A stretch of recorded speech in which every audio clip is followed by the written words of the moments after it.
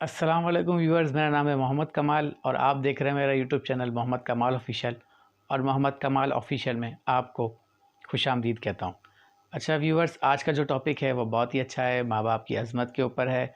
और जैसा कि हम बचपन से सुनते आ रहे हैं कि हम माँ बाप को उफ़ तक ना कहें, और इसी के हवाले से आज मैं थोड़ी सी बात करूँगा। फिर हम चलेंगे, एक बहुत ही मारूफ़ और मशहूर स्कॉलर भी हैं और सब जानते भी हैं, इंजीनियर मोहम्मद अली मिर्ज़ा साहब को। लेकिन उससे पहले मैं आपसे एक बात करता चलूँ कि माँ बाप को उफ़ तक नहीं कहना। वो इसलिए कि माँ बाप हमें बचपन से पालते हैं, जब हम बिल्कुल लाचार होते हैं, जब हम बिल्कुल ना समझ होते हैं, जब हमें बिल्कुल भी अक्ल नहीं होती, जब हम कुछ ना मांग सकते हैं ना कुछ बता सकते हैं, उस वक्त माँ बाप हमारी खिदमत करते हैं। इसी तरह कुरान में भी आया है 4 मकामात पर, और हदीसों में भी आया है कि अपने माँ बाप को उफ़ तक ना कहें। उसकी वजह ये है कि जब माँ बाप तुम्हारी मौजूदगी में, यानी कि आपकी ज़िंदगी के अंदर और बुढ़ापे में पहुँच जाएं, दोनों या दोनों में से एक, तो उनको उफ़ तक ना कहें, बल्कि उनके लिए उनकी खिदमत करें, उनके लिए दुआएं करें, और जितना हो सके उनकी खिदमत करें, उनकी दुआएं लें। तो यही कहूँगा। और वैसे तो माँ बाप की बहुत शान है, बहुत अज़मत है, और लेकिन बताने को तो रात गुजर जाएगी। और अब हम चलते हैं इंजीनियर अली मोहम्मद मिर्ज़ा की तरफ और चल के उनका मौक़िफ़ जानते हैं। तो चलते हैं वीडियो की जानिब। अच्छा, माँ बाप के हवाले से एक सवाल है, सूरह बनी इसराइल की आयत जिसमें माँ बाप को उफ़ तक न कहने का हुक्म। अब आजकल के हालात में मेरे से भी हुआ है ये कि वालिदैन से हम कहते हैं कि आप चुप करके बैठ जाएं, आपको नहीं पता, आप इस मामले में ना बोलें। तो क्या ये भी अस्तगफिरुल्लाह, तो बोली अल्लाह ताला माफ करे, ये कभी भी अल्फाज नहीं इस्तेमाल करने चाहिए माँ बाप के लिए। अच्छा, सवाल करें आप। सवाल यही है कि क्या ये ऐसा कहना भी उन आयात की खिलाफ वर्जी है? सरकार, ये सबसे बड़ी खिलाफ वर्जी है, यानी बाकी तो इससे छोटी हैं जो मना की गई हैं। कुरान जो मना कर रहा है, ये 10 कमांडमेंट्स पे मेरा मसला नंबर 77 रिकॉर्डेड है। सूरह बनी इसराइल में आयत नंबर 23 से 39 तक कुल 17 आयात में 10 कमांडमेंट्स हैं जो तौरात और इंजील में थी और कुरान में भी आई। आऊदु बिल्लाहि मिनश शैतानिर रजीम। वक़ज़ा रब्बुका अल्ला तअबुदू इल्ला इय्याह, और तुम्हारे रब ने ये बात तय कर दी थी कि मत पूजना किसी को सिवाय उसके। पहली कमांड थी तौहीद, दूसरी वबिल वालिदैनि इहसाना, और माँ बाप के साथ एहसान करना। कुरान हकीम में कम से कम 4 मकामात पे तौहीद के फौरन बाद अल्लाह ताला ने माँ बाप का जिक्र किया, और उसका ज़रवा सनाम एपेक्स ये है सूरह बनी इसराइल। इससे ज्यादा कहीं नहीं डिटेल आई है, और ना सेंसिटिविटी का लेवल। इम्मा यबलुगन्ना इंदकल किबर, अगर वो पहुंच जाएं तुम्हारी मौजूदगी में बुढ़ापे की हालत को, अहदुहुमा औ किलाहुमा, चाहे दोनों में से एक चाहे दोनों।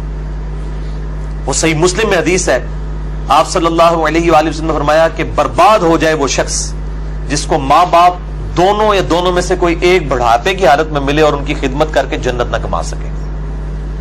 ये सही मुस्लिम में है। मुस्लिम में तो इतनी ही है, लेकिन तिरमिजी के अंदर और मुस्तदरक लिल हाकिम में वो बड़ी डिटेल हदीस है कि आप सल्लल्लाहु अलैहि वसल्लम 3 सीढ़ियां चढ़े। पहली सीढ़ी पे फरमाया आमीन, फिर दूसरी पे आमीन, फिर तीसरी पे आमीन। पूछा गया तो आप फरमाया कि जिब्रील अलैहिस्सलाम आए थे, उन्होंने कहा कि आप अल्लाह के रसूल सल्लल्लाहु अलैहि वसल्लम मेरी दुआ पे आमीन कहें कि बर्बाद हो जाए वो शख्स जिसके सामने आपका जिक्र हो और वो आप पर दुरूद शरीफ न पढ़े, अल्लाहुम्मा सल्ली अला मुहम्मद व अला आलि मुहम्मद। तो मैंने कहा आमीन। फिर उन्होंने कहा कि बर्बाद हो जाए वो शख्स कि जिसको माँ बाप या दोनों या दोनों में से एक को बुढ़ापे की हालत मिले, उनकी खिदमत करके वो जन्नत न कमा सके, मैंने कहा आमीन। और तीसरा, बर्बाद हो जाए वो शख्स जिसको रमजान का महीना मिले और वो अपनी मगफिरत ना करवा सके, आपने फरमाया आमीन। मुख्तलिफ तरीक में ये तरतीब डिफरेंट है। बहरहाल ये तीनों बातें, और मुस्लिम शरीफ में इतने अल्फाज हैं, वो सही मुस्लिम में कि बर्बाद हो जाए वो शख्स जिसको माँ बाप दोनों या दोनों में से एक बुढ़ापे में मिले और वो उनकी खिदमत करके बख्शिश ना कर सके। ये तो एक है, ये साइमल्टेनियस कंट्रास्ट। दूसरी तरफ ये है कि अगर वो पहुंच ही जाएं तुम्हारे सामने दोनों या दोनों में से एक बुढ़ापे की हालत में, फला तकुल लहुमा उफ, उनको उफ तक भी मत कहना। उफ की ट्रांसलेशन पंजाबी में हो सकती है आप कह रहे हैं कि जी तुसी ये कहो चुप करके बैठे रहो, ਤੁਹਾਨੂੰ नहीं पता, ये तो अल्लाह के बंदे हो, ये तो गाल है। अल्लाह के नजदीक तो इतनी बड़ी ये चीज है, अल्लाह तो कह रहा है कजरबी से ये भी नहीं कहना हो, یعنی وہ بات کر رہے ہیں اور آپ ان کو صرف اتنا رسپانس کرتے ہیں، بس ایویں ہی لگا میں نے، یہ بھی نہیں، جملہ بھی نہیں بولتے، آپ کہتے ہیں ہاں تاک لے، یہ اس کو منع کیا گیا ہے، وہ تو بہت بڑی بات ہے۔ ان کو اف تک بھی مت کہنا، ولا تنہرہما، اور ان کو مت جھڑکنا، وقل لہما قولا کریما، اور بات بڑی نرمی سے ان کے ساتھ کرنا، واخفض لہما جناح الذل من الرحمہ، اور اپنے عاجزی کے ساتھ کندھے جھکا کے رکھنا ان کے سامنے۔ یعنی آپ غیر اللہ کے سامنے جھک نہیں سکتے اتنا کہ آپ کے ہاتھ گھٹنوں تک لگ جائیں، ماں باپ کے سامنے بھی آپ اتنا جھکیں کہ ہاتھ گھٹنوں تک نہ لگیں، یعنی حالت رکوع نہ بنے، اس سے پہلے یعنی آپ نے ایسے ان کے سامنے رہنا، جی ابا جی، جی امی جی، اس طرح اپنے عاجزی کے ساتھ کندھے جھکا کے رکھنا، وقل رب ارحمہما کما ربیانی صغیرا، اور ان کے لیے دعا کرنا ہے رب ان دونوں پر رحم فرما جس طرح بچپن میں انہوں نے مجھے رحم کر کے پالا تھا۔ اور یہ وجہ بھی بتا دی کہ بچپن میں چونکہ انہوں نے پالا ہوا ہے، سب سے لاچار انسان کا بچہ ہے، بلی کے بچے کو آپ اس ٹیبل پہ رکھ دیں نیچے نہیں گرے گا، اور انسان کا آپ سال کا بچہ بھی رکھ دینا، وہ اگر کروٹ لیتا ہے تو گر پڑے گا، اس کو نہیں عقل کہ میں نے نیچے گرنا ہے یا نہیں گرنا، اتنا لاچار ہے انسان۔ اسی لیے انسان کے ماں باپ کو اتنا حق دیا گیا، چاہے وہ مشرک ہی کیوں نہ ہو، دنیاوی معاملے میں ان کے ساتھ معروف طریقے سے چلنا ہے۔ یہ حضرت لقمان کی جو نصیحت ہے، میرا بھی وہ لیکچر بھی ریکارڈ ہوا ہے، مسئلہ 176 میں نے بتایا، ربکم اعلم بما فی نفوسکم، یہ آپ کی بات کا جواب آ رہا ہے، تمہارا رب خوب جانتا ہے جو تمہارے جی میں ہے، ان تکونوا صالحین، اگر تم نیکوکار ہو، اچھے ہو، یعنی تمہاری عادت نہیں ہے بدتمیزی کرنے کی، کبھی کبھار کوئی تھوڑا سا سکپ آف لینگویج یا سلپ آف ٹنگ ہو جاتی ہے، فَإِنَّهُ كَانَ لِلْأَوَّابِينَ غَفُورًا، تو پھر بے شک اللہ تعالیٰ توبہ کرنے والوں کی توبہ کو قبول کرتا ہے۔ یعنی عادی مجرم نہ ہو، ان تکونوا صالحین، اگر تم عادی مجرم نہیں ہو، عام حالت میں تمہارا بڑا اچھا ایٹیچیوڈ ہے، کبھی کوئی اسٹیٹ آف مائنڈ ایسی تھی کہ کوئی بات غلط نکل گئی، فوراً توبہ کرو، توبہ اللہ سے بھی کرنی ہے، ان سے بھی معافی مانگنی ہے، اللہ تعالیٰ معاف کر دے گا۔ لیکن یہ معاملہ بہت سینسٹیو ہے نا جی، اب دیکھیں کہ ہم دنیاوی معاملات میں بھی، یعنی سوئی گیس کی وجہ سے آپ کو پتا ہے کتنے لوگ ہیں جن کے ساتھ ایشو بنتے ہیں، ہم کتنے وہمیوں کی طرح رات کو چیک کرتے ہیں، یار کوئی یعنی کوئی کہیں پہ پائلٹ کھلا نہ رہ جائے، یا ہیٹر جلتا ہوا نہ چھوڑ دیں پیچھے سے، وہ اگر لوڈ شیڈنگ ہوئی اور پھر گیس آئی تو آپ پتہ کتنے لوگ ہر سال مرتے ہیں، تو کتنی احتیاط کی جاتی ہے، چھوٹے بچوں کے سامنے ماچس لائٹر نہیں رکھا جاتا، تو احتیاط کرتے ہیں۔ تو آپ دیکھیں اس طرح کے اگر آپ احتیاط ماں باپ کے بارے میں کر رہے ہیں تو شاید سالوں میں کبھی ایک دفعہ ہو، لیکن ہر ہفتے ہی جھڑپ ہو جاتی ہے، یا جب معاملہ ہوتا ہے تب جھڑپ ہو جاتی ہے، تو اس کا مطلب ہے ان تکونوا صالحین نہیں ہے آپ، لہذا آپ کی توبہ بھی کوئی قبول نہیں ہے، توبہ بھی نہیں ہے، جب تک کہ ماں باپ صحیح طریقے سے معاف نہ کریں اور اپنی روش صحیح نہ کر لی جائے۔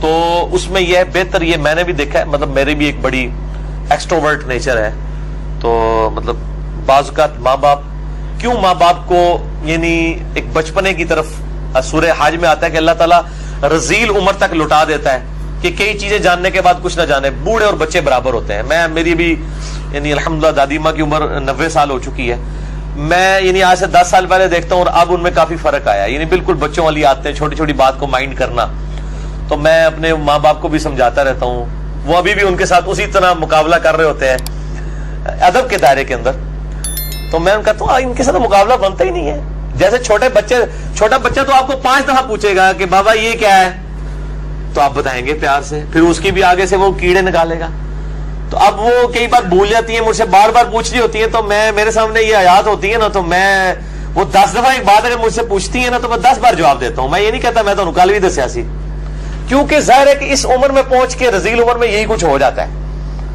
تو انسان کو یعنی بالکل پازیٹیو رہنا چاہیے، ڈرتے رہنا چاہیے، کیونکہ توحید کے بعد قرآن حکیم میں کم از کم 4 جگہ اللہ تعالیٰ نے ماں باپ کے حق کا ذکر کیا ہے، اور جنت اور دوزخ ڈیپینڈنٹ ہو گئی ہے، ٹھیک ہے جی، اس حوالے سے تو بہت احتیاط کرنی چاہیے۔ سر اب اگر ایسا ہو چکا ہو اور والدین سے معافی بھی نہ مانگ سکے انسان، اور والدین زندہ نہیں سر، ظاہر ہے معافی اس صورت میں نہیں مانگ سکتا نا اس وقت اس اسٹیج پہ، نہیں، بعض لوگ اس لیے بھی نہیں مانگ سکتے کہ وہ ماں باپ کو چھوڑ کے دوسرے ملک چلے گئے ہوتے ہیں، ہاں یہ بھی ممکن ہے، تو وہ کلیریفیکیشن ضروری ہے۔ دیکھیں ماں باپ سے اگر ایسا ہو گیا تو فوراً سے پہلے ماں باپ کے لیے دعائیں مغفرت کرے اور ان کی طرف سے صدقہ اور خیرات کرے، جیسا کہ سنن ابن ماجہ میں حدیث ہے کہ یہ صحیح سند کے ساتھ ہے کہ ایک شخص کے مرنے کے بعد جنت میں کچھ درجے بلند کیے جاتے ہیں.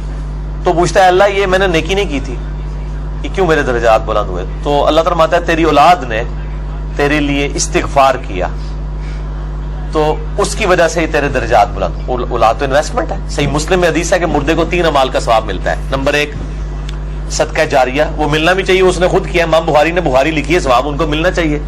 میری اب ویڈیوز ریکارڈ ہو رہی ہیں, میرے مرنے کے بعد بھی لوگ دیکھیں گے, اس کا ثواب مجھے ملنا چاہیے کیونکہ میں نے الحمدللہ اس پہ محنت کر کے اللہ کے لیے اخلاص کے ساتھ ریکارڈنگ کی ہے, تو میرا ہی عمل ہے, مجھے مل رہا ہے, مرنے کے بعد بھی ملے گا. نمبر 2 علم کی بات, جیسے امام بخاری نے اب صحیح بخاری لکھی ہے تو وہ علم لوگوں تک پہنچایا ہے, ان کو مرنے کے بعد بھی ثواب ملے. کسی نے مسجد کے اندر کو پنکھا لگوایا ہے, صدقہ جاریہ ہے, مرنے کے بعد ثواب ملے. اور تیسرا کیا گیا, نیک اولاد.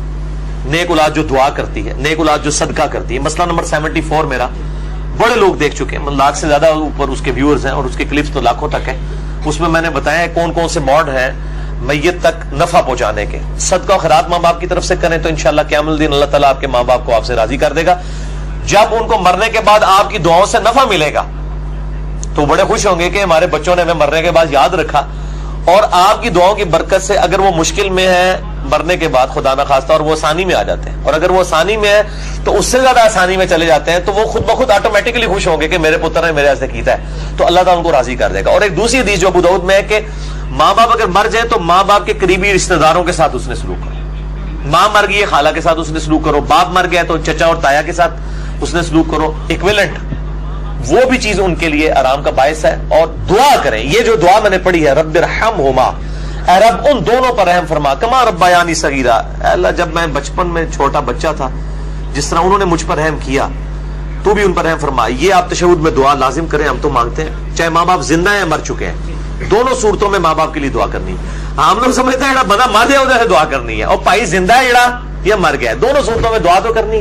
دعا کی ضرورت تو زندوں کو زیادہ ہے, اس لیے کہ مرنے والے تو چلے مر گیا, زندے بندے جو ہے وہ اس کے پاس تو چانس ہے کہ وہ اللہ کی طرف لوٹ آئے اور وہ گمراہی کا راستہ چھوڑ کے اچھائی کا راستہ, اور اگر اچھائی کے راستے پہ تو استقامت اختیار کرے تو دعا کرنی چاہیے.